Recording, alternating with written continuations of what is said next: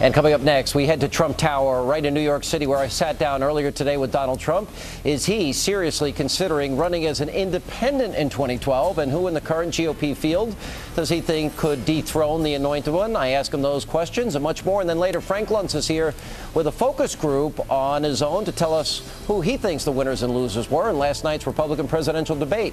That and much more coming up on this edition of Hannity as we continue. Billionaire Donald Trump was at one time the leading candidate to challenge President Barack Obama in 2012. But now that he's decided to continue his television series, The Celebrity Apprentice, his presidential ambitions are on hold, at least for the time being. Now, earlier today, I visited him at his Trump Tower offices in New York to talk about the possibility that he could make a surprise entrance into the 2012 race as an independent and much more. Let's take a look.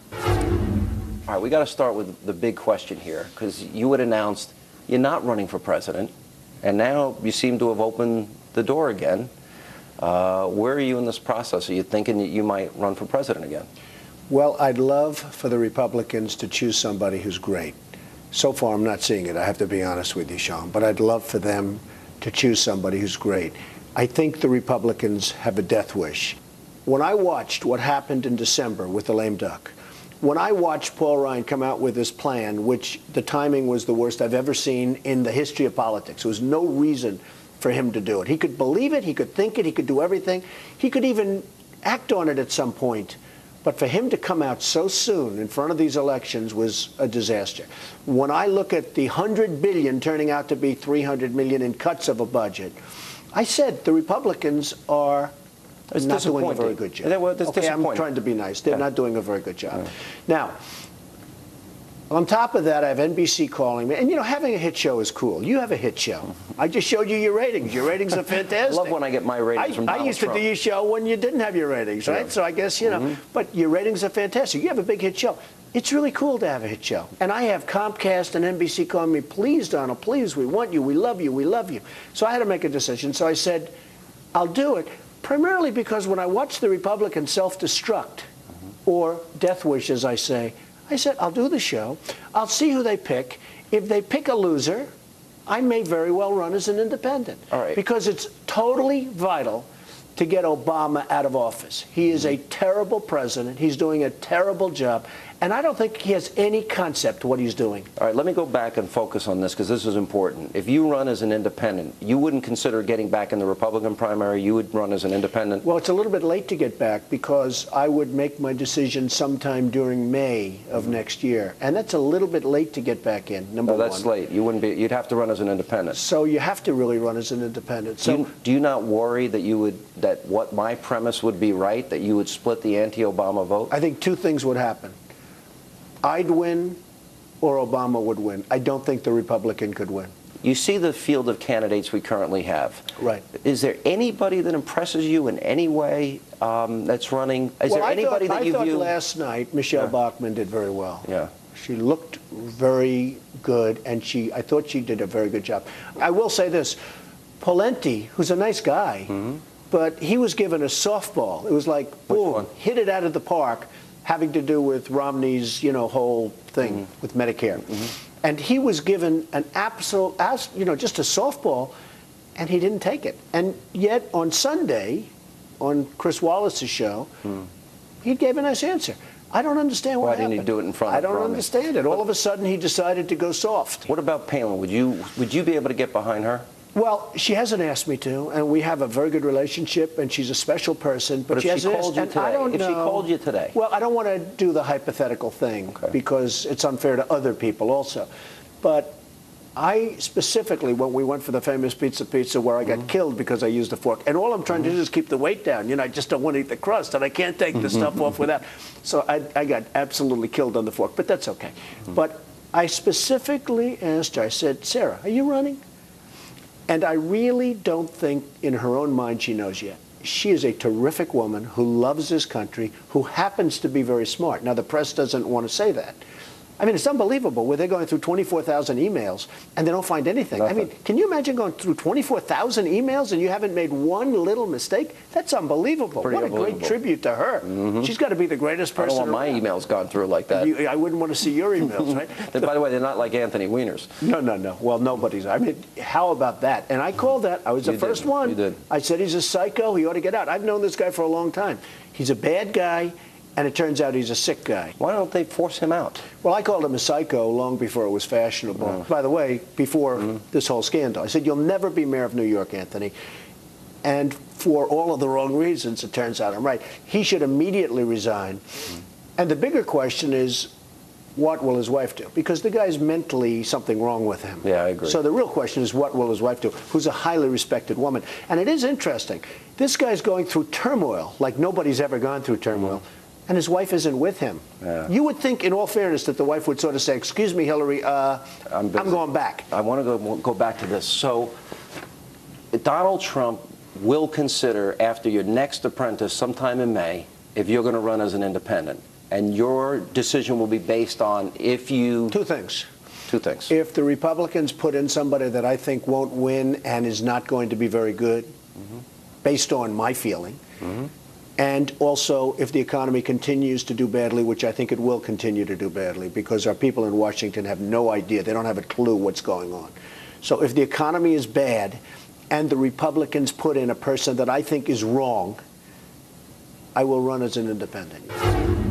And still to come, as you just heard, Donald Trump pulls no punches when he's talking about President Barack Obama. But up next, he has some strong words for the Republican Party and Congressman Paul Ryan. And then Frank Luntz and his focus group.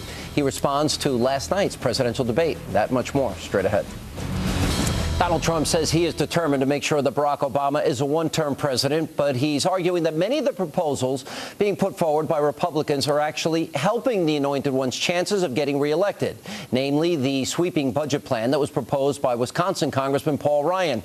I asked him about that earlier today. Let's take a look. When Paul Ryan came out with his plan so early, I'm not knocking the plan, I'm not knocking anything. The timing of what he did was horrible. I also happen to think that what he did was wrong, but that's a different subject. The pressure was not on him, it was on Obama to come up with a plan.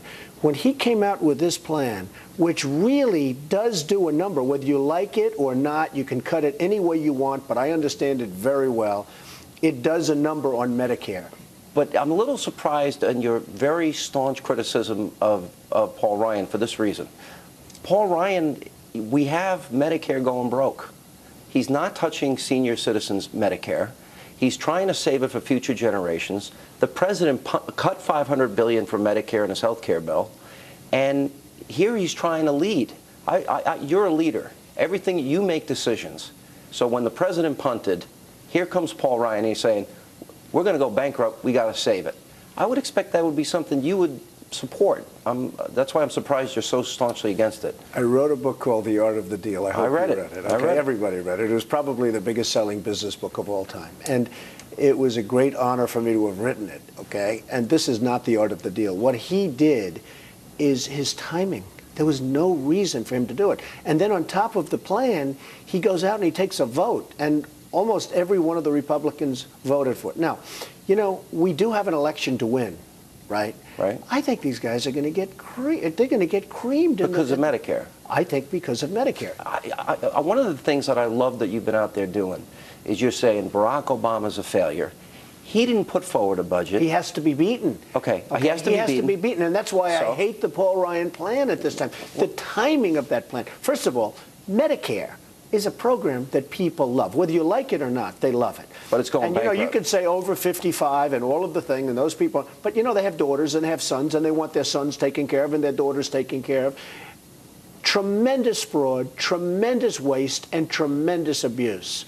If we got this country going, if we took our jobs back from India and China and South Korea and Mexico and all these countries that have our jobs, and we got this country started again, we had intelligent people running this country. Right. Let me tell you something, Sean. Medicare would not be a problem. But Medicare is a very, very popular thing. The Tea Party, which I love, by the way, I know you do. they took a poll. 79% of the people don't want to touch. Now, These are very conservative people, generally speaking, et cetera, they don't want to touch Medicare. They hate the Paul Ryan plan. But look at the budget overall. You've got discretionary spending, which is a very small part of the budget. Entitlement spending is the larger part. If you don't, you balance your budget here, or else you wouldn't be in business. I wouldn't be in this beautiful New York high-rise. Okay? It is rather beautiful. It's a very one of the landmarks of New York. Thank you. I wouldn't be here today if you didn't balance your budget. CBO says entitlements, Social Security, Medicare, Medicaid, are going bankrupt. So the Republicans get elected. The president won't deal with it. They offer a plan, agree or disagree with the plan. They're trying to solve the problem and rein in spending. But the timing is so bad. So you want to play politics? I don't want to say stupid because I have too much respect. I think you have to play a little politics. Yeah. Look, they're politicians. Why? They're not supposed to play politics when they're politicians? Yeah. It's Obama's problem. Now it's the Republicans' problem. Right. And if they don't do something about that, and I'm talking about staunch conservatives, more conservative than you. That's pretty conservative. That's pretty conservative. You know, it's sort of funny. When I first heard the plan, it was the first day. I was the first one that came out and said, this is a big problem. You know that. And I did it on Rush's show, and I did it on a couple of shows. And people say, what are you doing? What are you doing? Now it's turning out that I was right. Because the Republicans are going to lose elections that were impossible to lose. So they have to be very careful. It's really the timing of this plan. There was no reason for him to do it. Let Obama. It's Obama's problem. He's the president.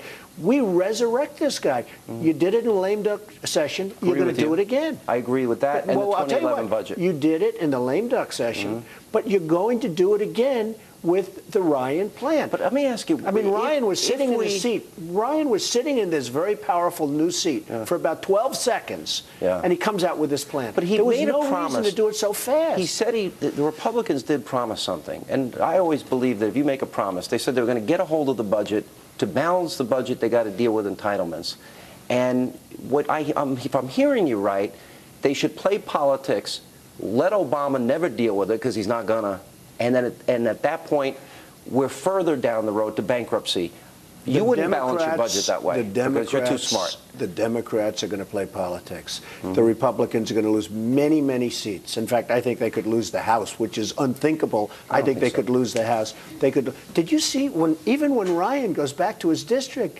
It's like a riot. People that loved him. A few people. But a lot of people watched. I mean, I watched. It looked like fistfights were taking place. But others go back to their district and they can't even speak. Their people are so angry, and these are big supporters. Look, the timing of this was horrible. He's not a chess player. The Democrats could not be happier. And you could lose the House over the Ryan plan. So then let me ask you, then if entitlement spending has to be dealt with, and you're a smart business guy, and I read the art of the deal, I can even quote it. Good. You know, always be willing to walk away from a deal up until the last second. I read your book. Maybe Ryan has to do that. Well, maybe he does. What would you do then? If the president is not going to act, what would you do? I would act after the election. I'd do something. I'd straighten things out, but I'd wait till after the election, and I'd keep those Republicans in power and try and get more of them. Right now, you're going to lose tremendous elections that you never even thought about losing. And coming up, political analysts are scoring two GOP presidential hopefuls way above the rest for their standout performance in last night's debate. But will Frank Luntz's D.C. focus group agree with those grades? We're going to get those and their take coming up next.